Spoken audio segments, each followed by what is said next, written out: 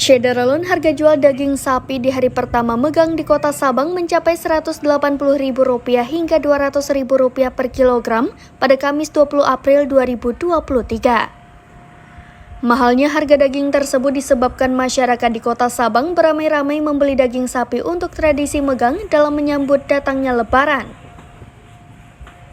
Berdasarkan pantauan, meski harga daging tergolong mahal dibandingkan dengan hari biasanya yang hanya Rp130.000 hingga Rp150.000 per kilogram, para pembeli tetap ramai mendatangi sejumlah lapak penjual daging musiman yang berada di jalan-jalan Malahayati yang tidak jauh dari Tugu Menara Merah Putih.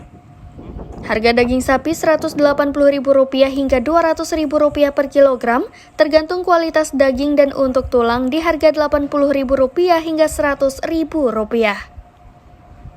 Dari Sabang, Aulia Prasetya, serambinews.com.